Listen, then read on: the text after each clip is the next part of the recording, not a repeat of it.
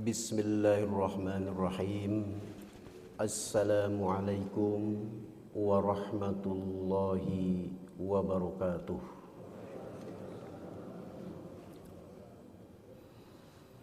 Alhamdulillahilladzi nahmaduhu wa nasta'inuhu wa nastaghfiruh wa na'udzu billahi min syururi anfusina wa min sayyiati a'malina. من يهد الله فلا مضل له ومن يضلل فلا هادي له أشهد أن لا إله إلا الله وحده لا شريك له وأشهد أن محمدا عبده ورسوله لا نبي بعده. Puji dan syukur kita panjatkan kehadirat Allah Subhanahu wa taala yang sampai saat ini masih memberikan berbagai kemudahan kepada kita semua dalam menjalankan berbagai perintahnya, dan mudah-mudahan berbagai kemudahan yang Allah berikan kepada kita menunjukkan bahwa kita dicintai oleh Allah Subhanahu wa taala. Amin ya rabbal alamin.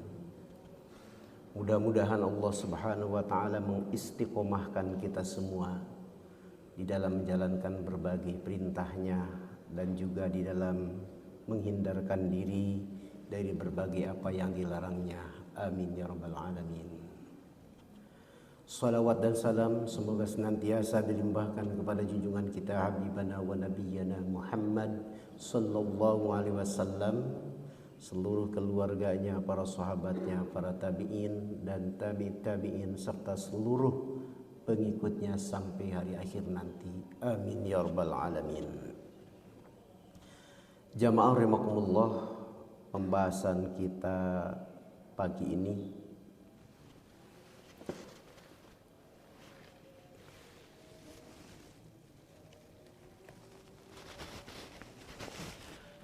masuk kepada bab zikru maji'illahil lifaslil qada'i baina ibadi. Bab ini akan menerangkan bagaimana Allah Subhanahu wa taala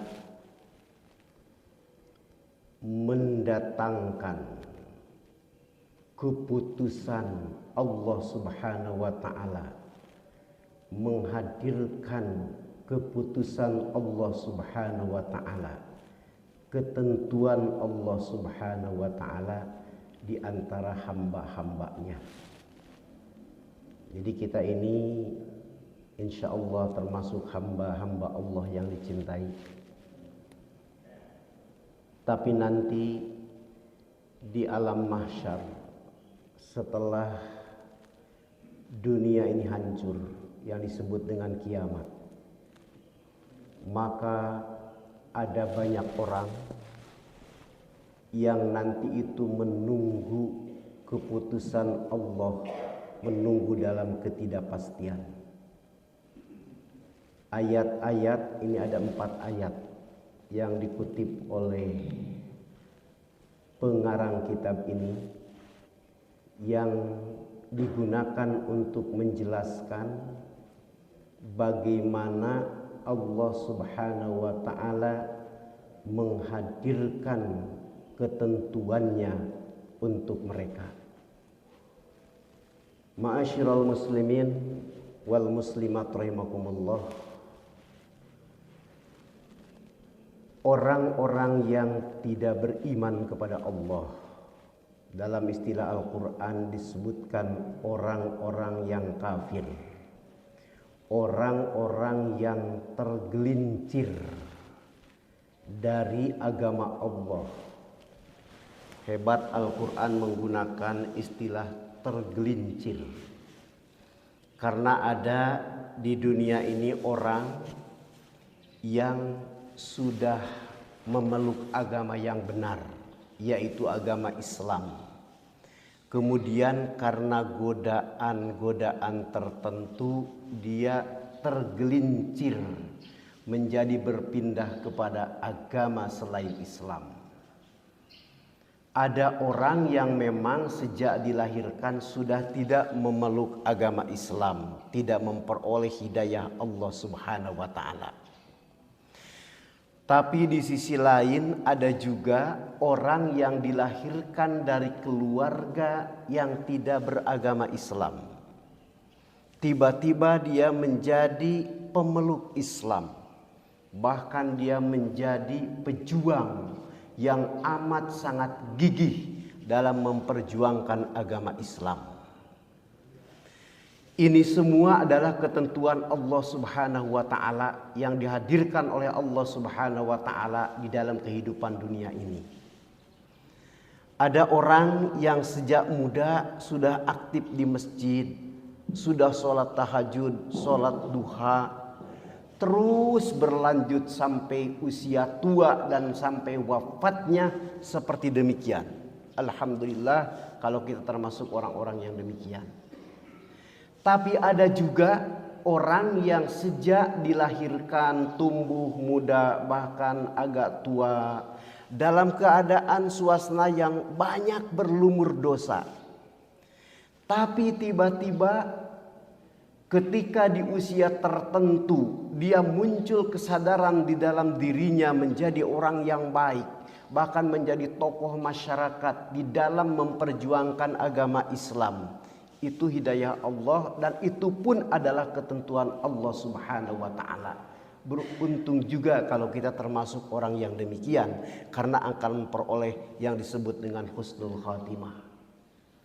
Tadi imam kita membacakan ayat, andaikan para ahli kitab itu beriman kepada Allah, artinya mengimani Allah Subhanahu wa taala yang esa, dia bertauhid, maka Allah Subhanahu wa taala akan menghapuskan semua dosanya yang telah lalu dan kemudian akan Allah masukkan ke dalam surga.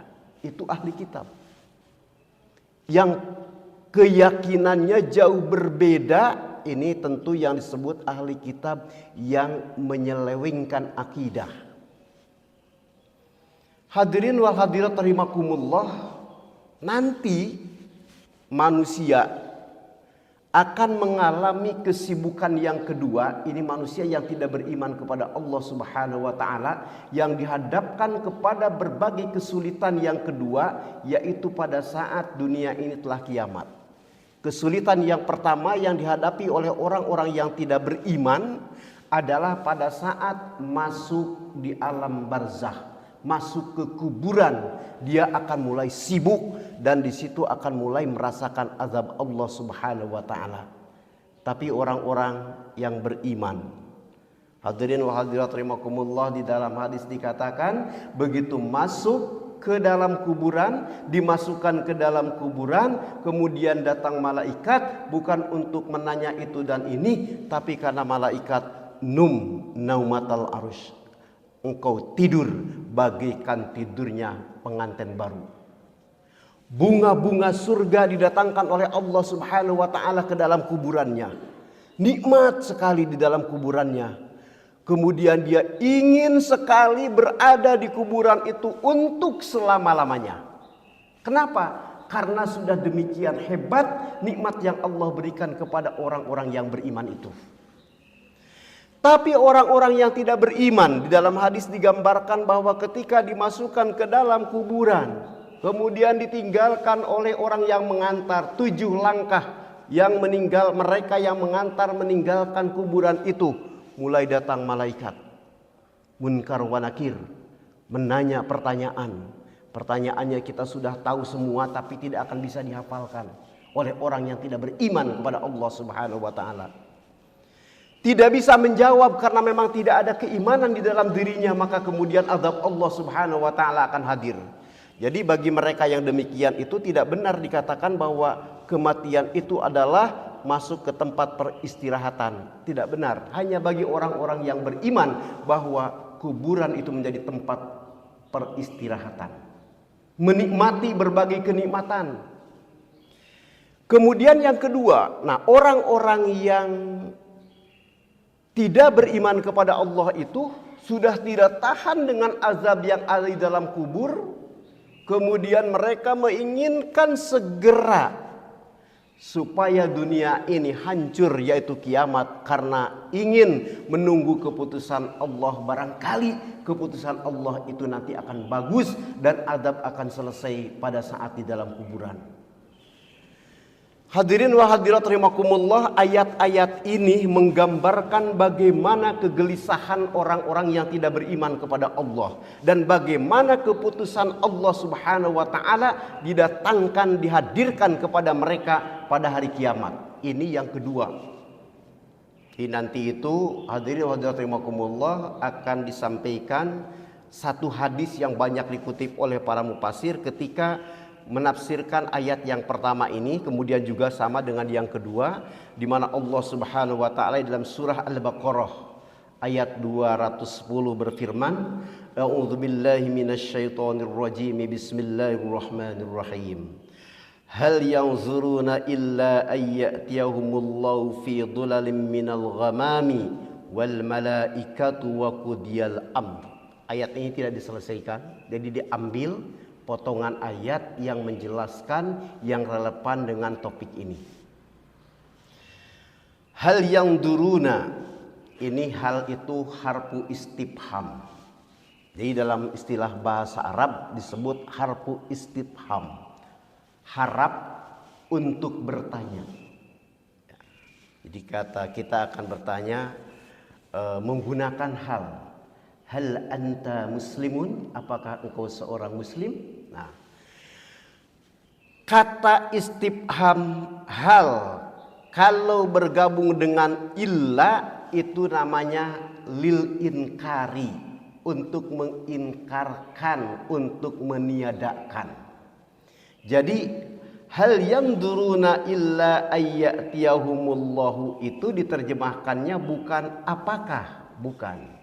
Tetapi hal yang duruna, tidak ada yang mereka tunggu. Siapa yang disebut dengan mereka? Lihat ayat sebelumnya ya. Ini dalam ayat sebelumnya menguraikan tentang orang-orang yang tidak beriman kepada Allah Subhanahu wa taala.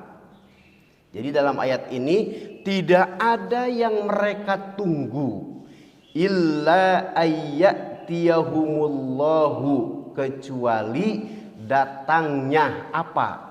Bukan datang Allah, ada kalimat, ada kata mahdhufun yang disembunyikan, yaitu azabullah, azab Allah Subhanahu wa taala, keputusan Allah Subhanahu wa taala. Jadi di dalam bahasa, berbagai bahasa, di dalam bahasa Indonesia, di dalam bahasa Arab, di dalam bahasa Inggris, ada kata kerja itu yang disebut, kalau dalam bahasa Arab ada kata kerja atau fi'il lazim. Lawan dari fi'il lazim disebut fi'il muta'adi.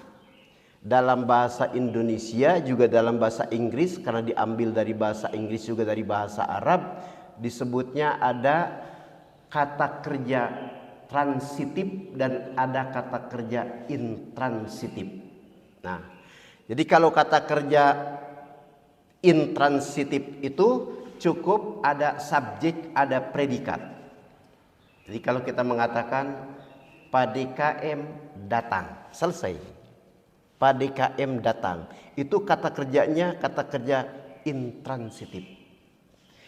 Tapi kalau diubah kata kerjanya menjadi kata kerja transitif, Bapak DKM mendatangkan, belum selesai.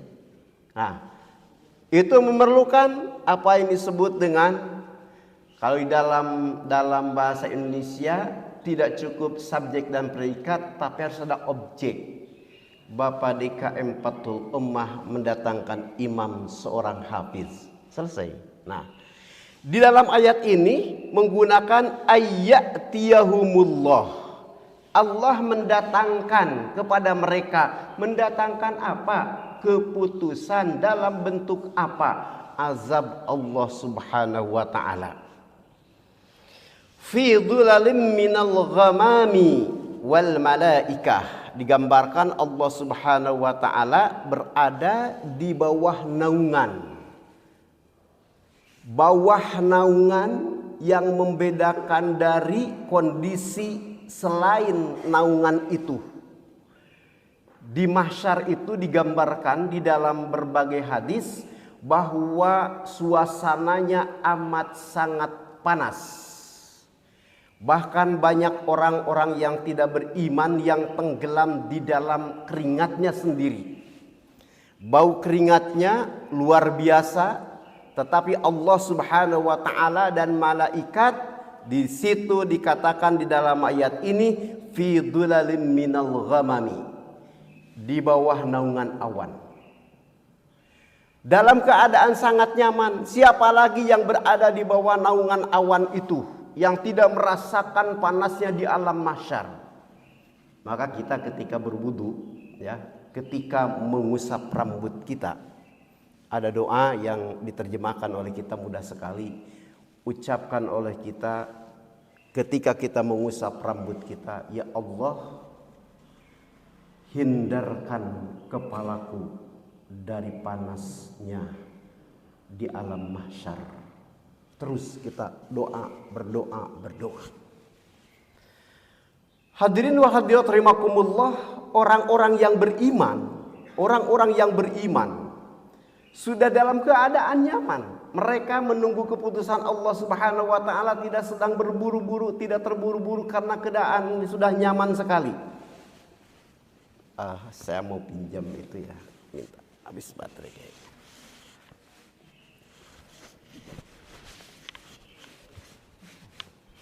Iya, panjangnya biasanya. Kirang. Yes, itu baterainya. Coba. Kayak ya setelah lagi.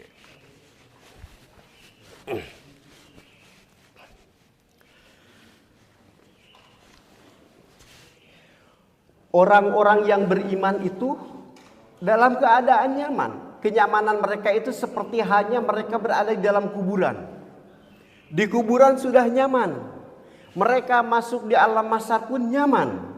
Tapi orang-orang yang tidak beriman dalam keadaan gelisah, ingin segera memperoleh keputusan Allah Subhanahu wa taala karena dalam suasana yang sudah sangat tidak nyaman. Barangkali keputusan Allah itu mereka berharap itu akan lebih baik dari suasana yang sedang mereka hadapi. Ini hadis yang banyak dikutip oleh para mufassir ketika menafsirkan ayat-ayat yang berhubungan dengan alam mahsyar. Hadis ini adalah hadis sahih yang diriwayatkan oleh Imam Bukhari, Imam Muslim, juga Imam At-Tirmidzi dan juga An-Nasa'i. Jadi kata Rasulullah sallallahu alaihi wasallam, nanti di alam mahsyar yang suasana umumnya itu panas luar biasa, tapi ada sekelompok orang yang nanti memperoleh naungan Allah Subhanahu wa taala yang dikatakan fi dhulalim minal ghamami. Bersama Allah Subhanahu wa taala. Siapa? Yang pertama, al-imamul adilu, pemimpin yang adil. Jadi kalau bicara pemimpin itu jangan kita langsung konotasinya kepada presiden. Jangan hanya sampai kepada RT. Kita semua adalah pemimpin. Kullukum ra'in wa kullukum mas'ulun an ra'iyatihi. Anda ini semuanya adalah pemimpin. Di mana pemimpin di dalam rumah tangga? Bahkan wal mar'atu ra'iyatun, perempuan juga adalah pemimpin. Bagi siapa? Bagi anak-anak dan dalam rumahnya, menjadi pelindung rumah pada saat suaminya berada di luar rumah. Orang-orang yang waktu di dunia tampil menjadi pemimpin yang adil, menjadi suami yang adil. Adil terhadap diri, adil terhadap Allah, adil terhadap istri, adil terhadap anak, adil dalam seluruh aspek kehidupannya. Nanti orang yang beriman seperti begini akan memperoleh naungan Allah Subhanahu wa taala. Jadi akan nyaman berada di dalam alam mahsyar itu. Siapa yang kedua? Wasyabun nasya'a fi ibadati rabbih. Syab di sini anak muda, laki-laki juga perempuan. Tadi juga pemimpin, laki-laki juga perempuan. Dalam semua levelnya. Nasya'a fi ibadati rabbih, tumbuh terus dalam menyembah Tuhannya. Jadi sejak kecil melaksanakan sholat 5 waktu, bahkan sejak masuk usia dewasa bukan hanya melaksanakan sholat fardu tapi juga sholat sunat. Bahkan sudah berlatih berinfak dan bersedekah, terus tumbuh. Terus tumbuh seperti demikian. Ini habis tidak apa-apa, habis baterai. Tumbuh seperti demikian. Kemudian nanti itu oleh Allah Subhanahu wa taala di alam mahsyar akan diberikan naungan oleh Allah Subhanahu wa taala. Maka beruntung kalau ada di antara kita yang sejak kecil sudah terbiasa melakukan ibadah kepada Allah, terus tumbuh sampai kita dewasa, sampai kemudian kita tua, dan sampai wafat kita berada di dalam suasana senantiasa menyembah Allah Subhanahu wa taala.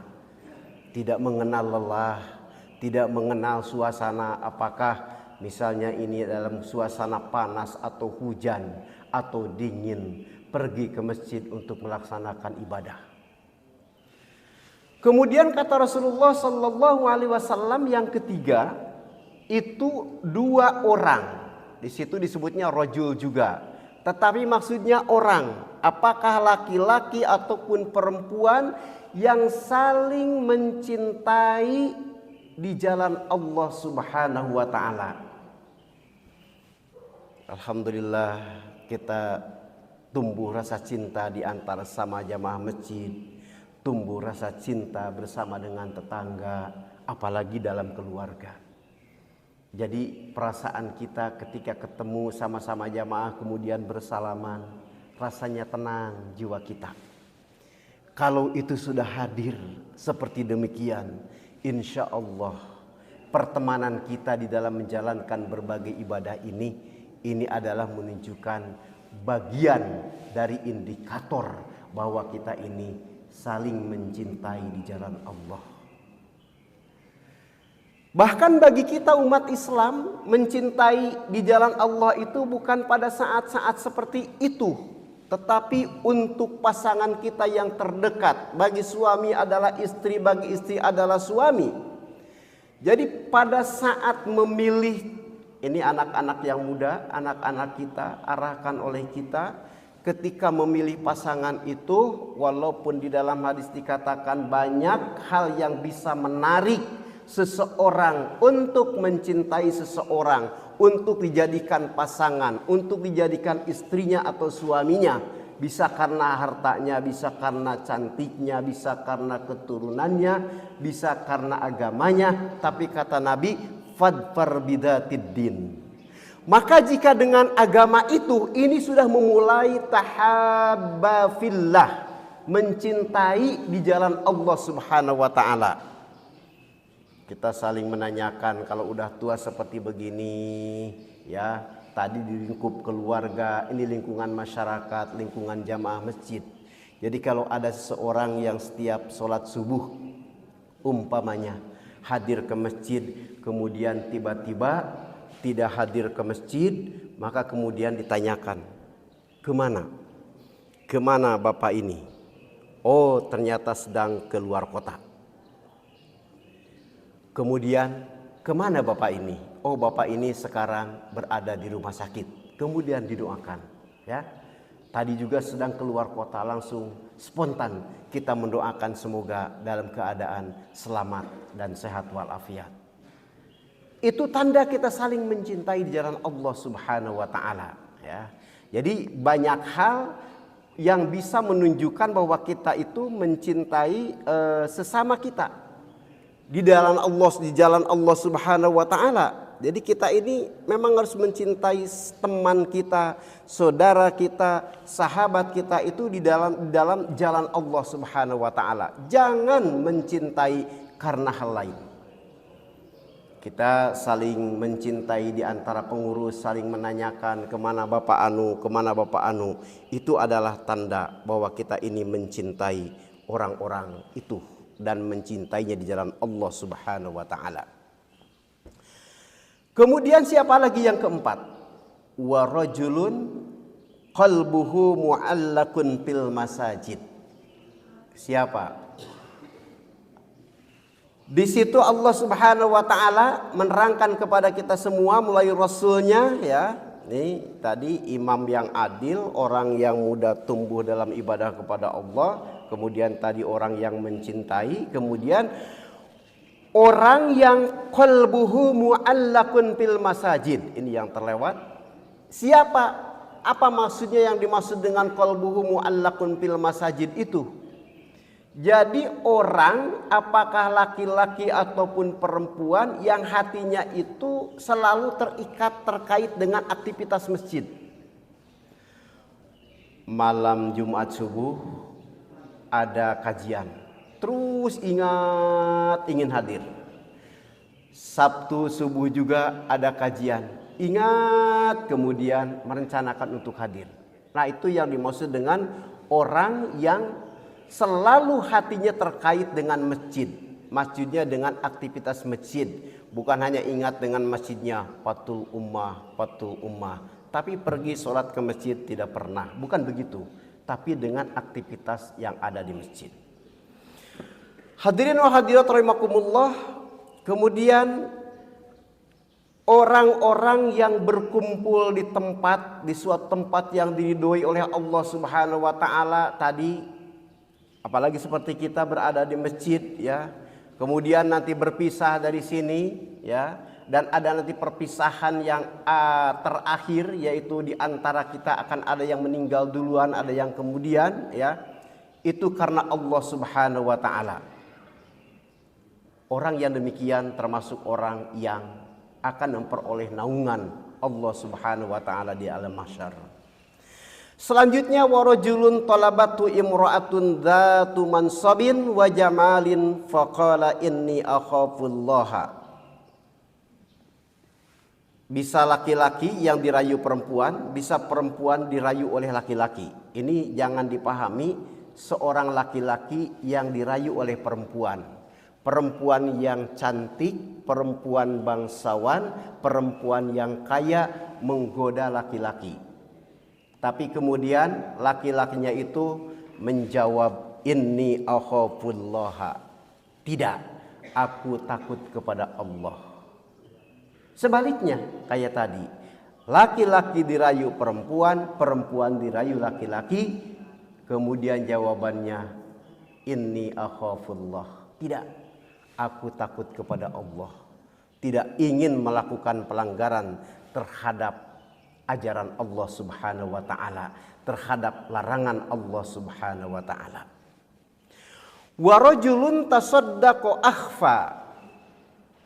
Dan orang yang bersedekah, berinfak, dia sembunyikan sedekahnya itu. Hatta la ta'lama shimaluhu ma tunfiqu yaminu. Sehingga tangan kirinya itu tidak tahu apa yang disedekahkan oleh tangan kanannya. Ini kan sebuah ungkapan yang menunjukkan betapa merahasiakan infak sedekah itu utama.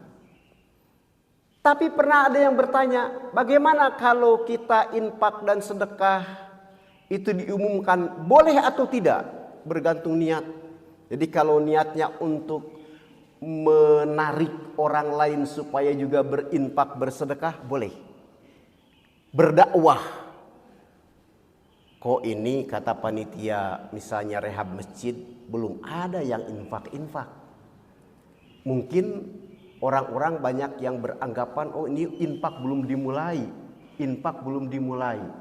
Tapi misalnya ada Pak Ahmad pengurus DKM bilang kepada pengurus yang lain, kalau begitu bagaimana untuk memancing para jamaah supaya mereka tahu bahwa infak telah dimulai, saya berinfak dan umumkan.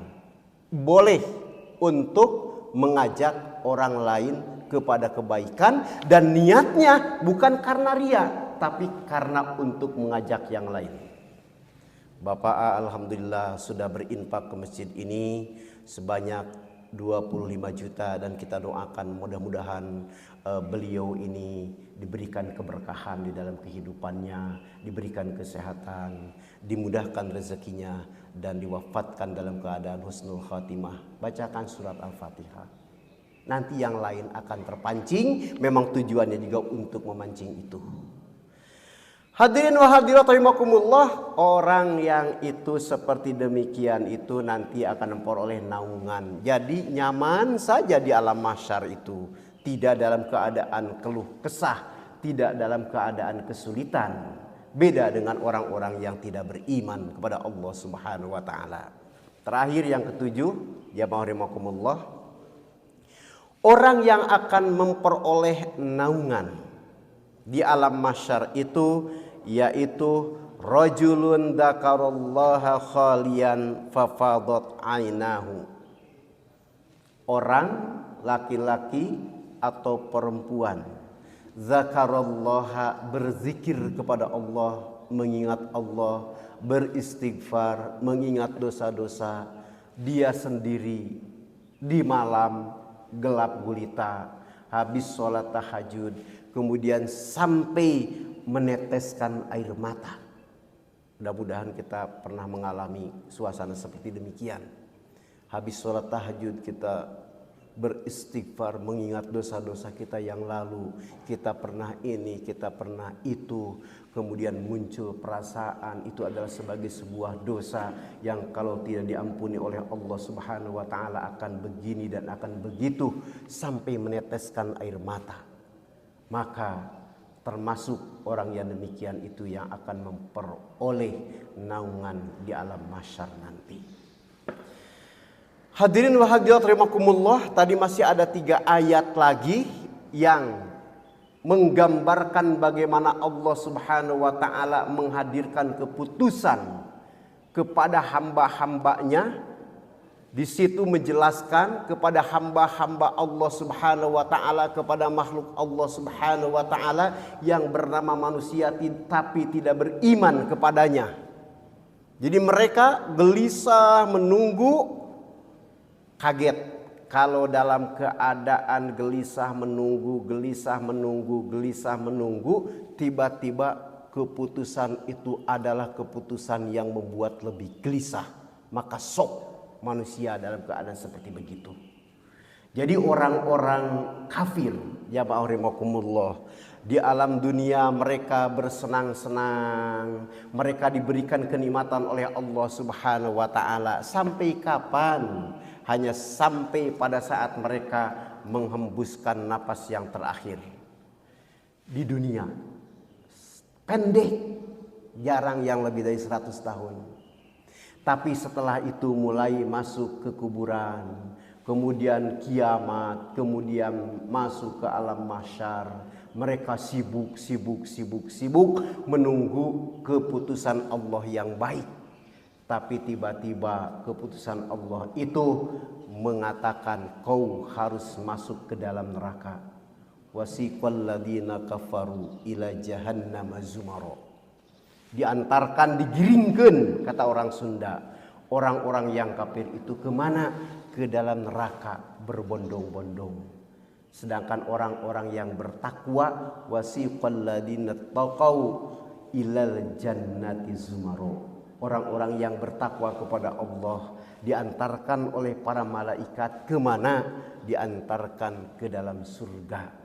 Keputusan itu jamaah rahimakumullah, orang-orang yang beriman, dan mudah-mudahan kita termasuk di dalamnya, sedang dalam keadaan menikmati suasana di bawah naungan yang disebut dengan tadi fi dhulalim minal ghamami.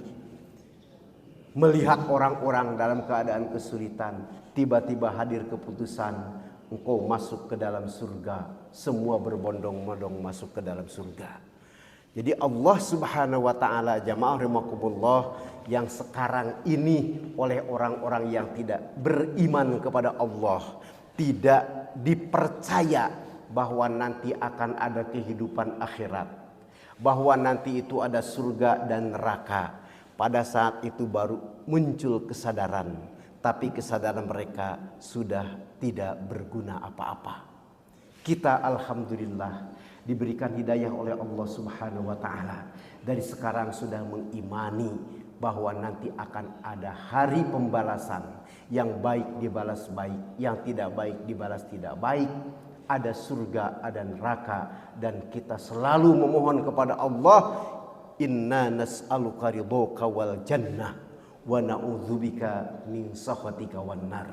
Ya Allah, kami memohon kepada Engkau agar kami dimasukkan ke dalam surga, dan aku berlindung kepada Engkau ya Allah agar aku dihindarkan dari api neraka. Itu doa yang harus terus diungkapkan. Itu adalah hadis yang sahih. Jamaah rahimakumullah, sebagai pengantar bahwa uraian tentang bagaimana Allah menghadirkan ketentuannya nanti di alam mahsyar setelah dunia ini kiamat, itu akan terjadi dan harus menjadi keyakinan yang kokoh dan kuat di dalam diri kita bahwa nanti ada yang disebut dengan al-mizan, ya, timbangan. Amal baik kita lebih banyak daripada amal yang tidak baik. Itu yang akan membuat kita dimasukkan ke dalam surga oleh Allah Subhanahu wa taala. Maka jangan menyia-nyiakan waktu kita ini, apalagi kita ini sudah tua-tua. Jadi mungkin kita tidak tahu kapan akan dipanggil oleh Allah Subhanahu wa taala. Kita ingin diwafatkan dalam keadaan husnul khatimah. Amin ya rabbal alamin. Subhanakallahumma wa bihamdika asyhadu an la ilaha illa anta astaghfiruka wa atubu ilaik. Wassalamualaikum warahmatullahi wabarakatuh. Mangga bila ya patarasan.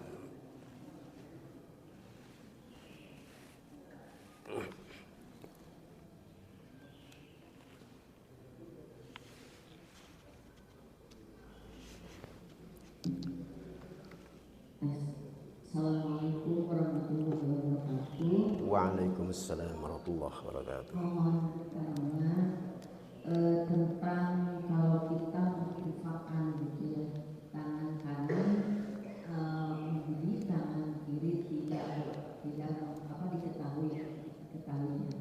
Tapi kadang-kadang kita tuh suka untuk antara syiar dan riya itu kan tipis. Tipis. Nah, itu bagaimana cara menyikapi dan menghindarinya gitu kan.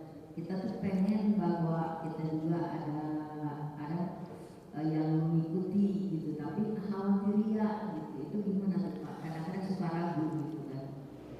Pertanyaan bagus. Jadi betul, antara ria dengan dakwah mengajak kepada yang lain itu tipis. Bahkan bisa orang salah anggapan, saking tipisnya. Jadi pendirian riya dan dakwah itu bukan dari manusia, tetapi dari Allah Subhanahu wa taala. Dan Allah Subhanahu wa taala itu bukan melihat apa yang lahir saja, tetapi yang batin. Apa yang dimaksud dengan yang batin? Niat. Innamal a'malu binniyati. Semua amal itu bergantung kepada niat. Ikhlas karena Allah Subhanahu wa taala, tadinya tidak minta diumumkan, tapi pada KM berinisiatif untuk mengumumkan dengan tujuan dakwah.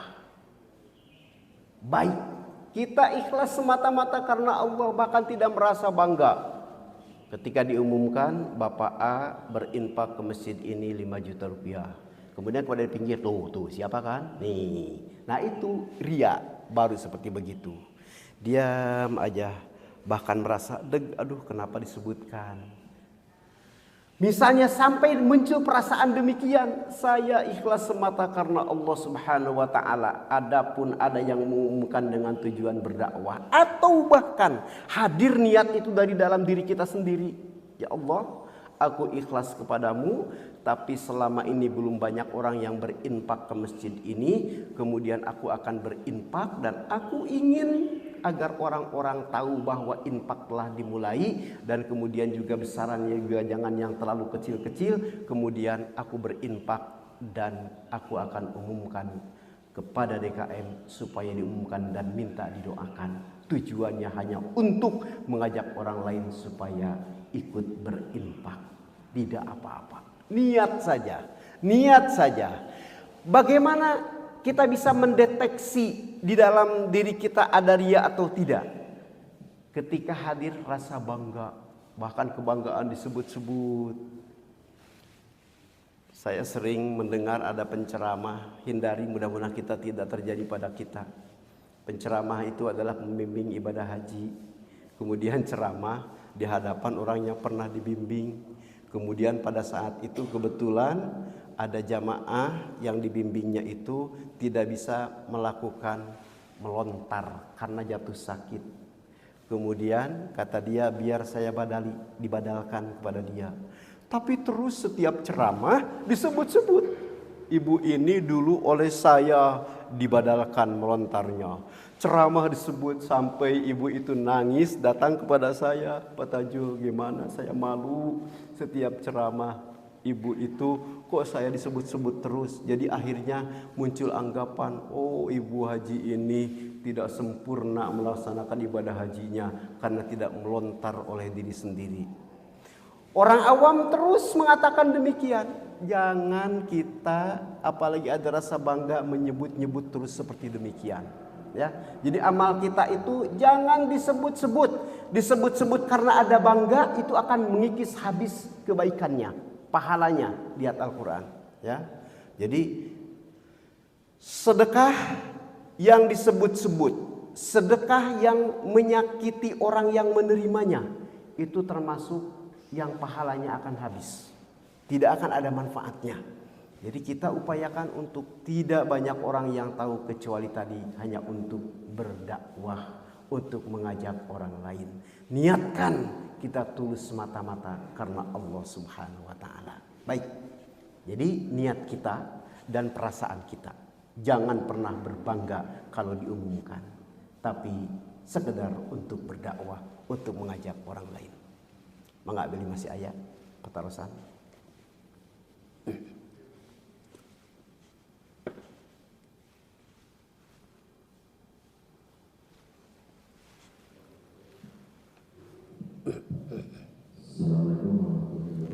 Waalaikumsalam warahmatullahi wabarakatuh. Di dalam kegiatan sehari masjid itu kita tidak bisa menyembunyikannya karena tuntutan dari manajemennya bahwa semua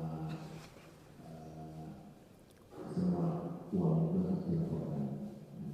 Dalam hal itu tentunya kalau manajemen sudah mengambil langkah transparan itu, mungkin kita bisa menghindari kepusingan bahwa ini tidak mungkin begitu. Bagus. Ini satu juga contoh di mana orang lain mengetahui dan tidak akan mengurangi ketulusan, keikhlasan, bahkan mempertinggi. Karena transparansi itu bagian dari ketulusan dan keikhlasan. Bruk-brak, cik orang Sunda. Pengurus itu tidak ada beban. Betul, Pak. Bahkan kalau saya itu, ini sekarang sedang berencana akan melebarkan masjid sedikit. Memang musola bukan masjid, tapi dipakai Jumatan juga. Kebetulan rumah di pinggirnya itu dijual. Kita menyicil. Saya itu menggunakan live report, Pak. Jadi laporannya itu laporan live. Jadi sekarang dimasukkan langsung semua orang dimanapun yang sudah pernah menerima laporan itu akan menerima update. Sampai ada yang infak begini, Pak Tajul, ini mahasiswa S3 berinfak kepada saya 500.000. Dia adalah seorang hakim di Riau. Luar biasa, saya baru katanya melihat laporan panitia seperti begini. Jadi orang yang sampai 100.000, 50.000, ada yang 25.000, ada namanya di situ dan semuanya bisa membaca. Terus terang dengan seperti begini akan mempertinggi keikhlasan kita. Pengurus juga tidak akan pusing banyak yang nanya-nanya. Ini terbuka, dan keterbukaan ini menunjukkan kebaikan dari pengurus. Dan jamaah yang namanya diekspos termasuk besarannya itu tidak akan menjadikan bahwa mereka tidak ikhlas. Karena bukan kehendak mereka, tapi kehendak pengurus. Sekarang memang harus seperti demikian keadaannya. Jangan sampai kalau dulu memang ini suasananya tadi itu bergantung kepada niat. Niat transparansi itu niatnya untuk memperbaiki segala sesuatu agar kita ini bisa menjalankan tugas kita dengan baik, dengan jujur. Kan orang kalau sudah sembunyi-sembunyi dalam keadaan masa transparansi itu disembunyikan. Persembunyian itu jangan dianggap itu tulus dan ikhlas. Tidak selalu demikian. Justru disembunyikan ada yang karena supaya ada hal yang tidak atau jangan atau bahkan mungkin aib kalau diketahui oleh orang lain. Luar biasa, Pak. Jadi saya setuju kalau pengurusan hal yang seperti itu adalah dibuat terbuka, dibuat transparan. Dan itu mempertinggi keikhlasan. Jadi berbeda hal. Orang yang dianggap ria itu memasukkan ke dalam canceling padahal hanya 5.000 ya, biasa 5.000 tutup, 5.000 tutup, begitu 50.000 lihat nih suhub. Nah itu ria itu. Tapi kalau 5.000 ditutup, 10.000 tutup, 50.000 ditutup kayak begitu dia ikhlas. Nanti diumumkan kan dari canceling bulan ini dapat keluar sekian gitu kan. Nah itu keikhlasan dan bukan keikhlasan terlihat jelas dari ekspresi kita masing-masing. Mudah-mudahan kita semua termasuk orang-orang yang ikhlas, bersedekah, berinfak, berwakaf, sehingga nanti kita berada di naungan Allah Subhanahu wa taala di alam mahsyar. Amin ya rabbal alamin. Barangkali sudah cukup ya, sudah waktunya kita melakukan sholat sunat isyraq. Mudah-mudahan kita termasuk juga orang-orang yang kata Rasulullah sallallahu alaihi wasallam memperoleh pahala haji dan umrah. Terima kasih. Wassalamualaikum warahmatullahi wabarakatuh.